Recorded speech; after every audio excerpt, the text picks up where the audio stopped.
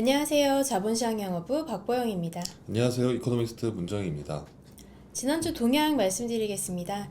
지난주에는 종가 기준으로는 주간 10원가량 하락한 것으로 보이지만 주중 환율은 상승과 하락을 오가면서 상당한 변동성을 보였습니다.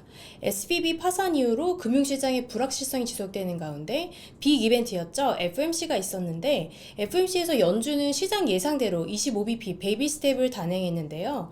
이보다 중요한 점은 연준이 물가 인상보다 또 금융 안정성에 주목하며 기존 매파적인 스탠스에서 한 발 물러선 듯한 모습을 보였다는 것입니다. FOMC 종료 후 미국채 금리가 하락하고 긴축 사이클 종료에 대한 기대감이 높아지면서 달러화는 약세를 보였습니다. 이에 따라 달러 환율은 30원 가까이 급락하는 모습을 보였는데요.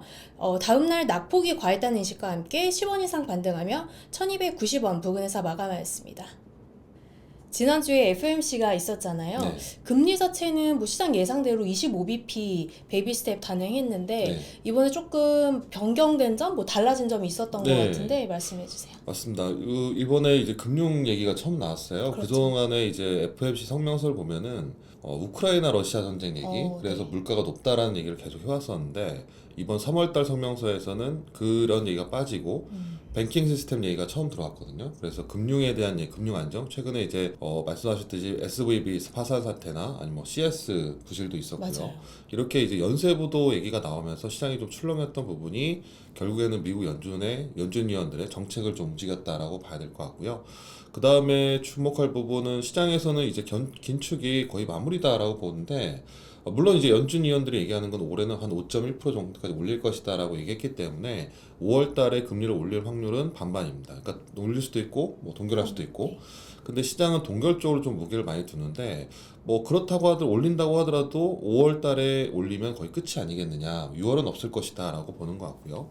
문제는 이 뱅킹 시스템, 미국의 뱅킹 시스템이 안정하다라고 얘기는 하지만 미국 재무부도 그렇고 연준도 안정하다고 하지만 이 은행이 약간의 부실화된다는 부분은 결국에는 그 서비스업에 대한 레버리지 효과가 약해졌다라는 거, 그리고 파월 의장도 얘기했던 이제 신용 긴축이라고 얘기하거든요. 그래서 이 신용 긴축은 금융시장에는 첫 번째로 영향을 미치지만 이게 다른 쪽으로 실물로 바뀐다면, 가계 기업 쪽으로 간다면 실물 경기에 대한 위축이 나타날 것이고, 이게 연준이 그동안에 계속 금리를 올리면서 추구했던 충분한 제약적인 조건이 들어가느냐라는 부분이라서 사실상 이 뱅킹 시스템이 흔들렸던 부분은 연준 입장에서는 이제 앞으로 실물 경기가 충분히 제약적인 환경으로 들어갈 수 있겠구나라고 볼 수 있다라는 거죠.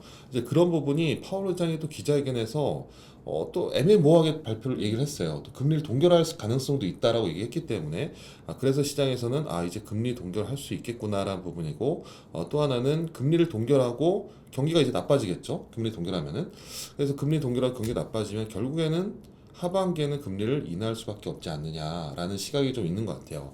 그래서 패드워치에서도 7월 달부터는 미국 연준의 금리 인하 확률이 좀 가능성을 좀 높게 보고 있고, 올해 말에는 금리가 거의 4% 초반까지 내릴 것이다라는 전망도 조금 더 우세해졌습니다. 그러니까 이제 5% 이제 왔는데 벌써 4% 얘기가 나온다라는 거죠. 그래서 미국 2년물 금리 같은 경우 3.8%까지 떨어졌고 10년물 금리도 3.3%까지 떨어졌습니다. 3.4%가 200일선인데 그걸 깨고 내려왔거든요. 그래서 미국 금리가 연준이 금리를 올리고 여전히 추가적인 긴축 얘기도 하지만은 시장에서는 뱅킹 시스템이 흔들렸다. 그로 인해 신용 위축이 나왔고 충분히 제약적인 수준의 환경이 올 것이다라는 부분, 그렇다면은 결국 미국 연준도 시장 금리에 따라서 인하할 가능성이 높지 않겠느냐라는 부분 때문에 결국에는 미국 금리가 하락하고 미국 금리에 그동안에 이제 편승했던 달러 강세가 결국 약세로 돌아서면서 달러 지수도 한 1% 이상 하락했고요.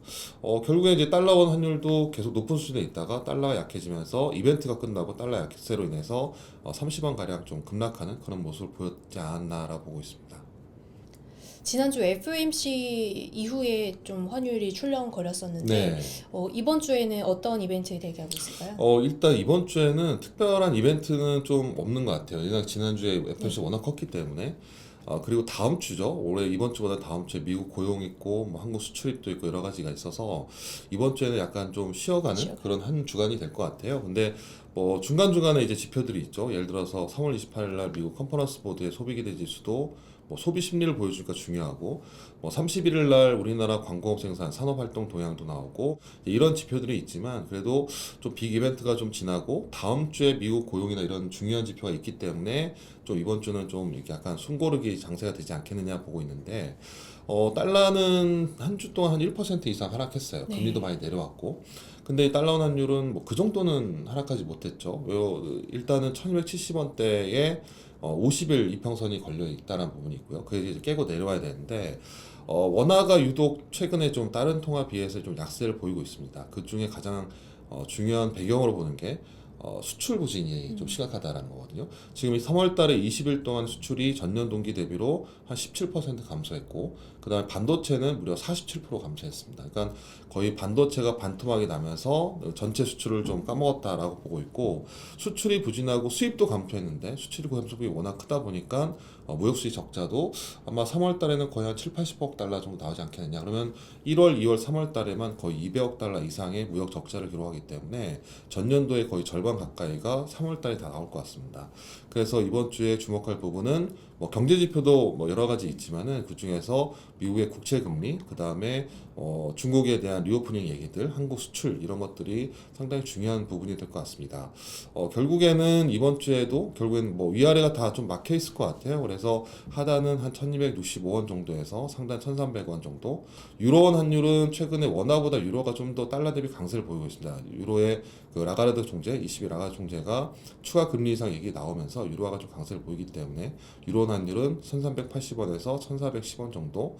그 다음에 엔원 환율은 엔화도 뭐 안전자산 선호, 그 다음 미국과 일본의 금리차 축소로 인해서 엔화 강세 보이고 있기 때문에 970원에서 995원 정도로 등락할 것으로 예상합니다. 지금까지 똑똑한 환율 이야기 환율 똑똑이었습니다. 감사합니다.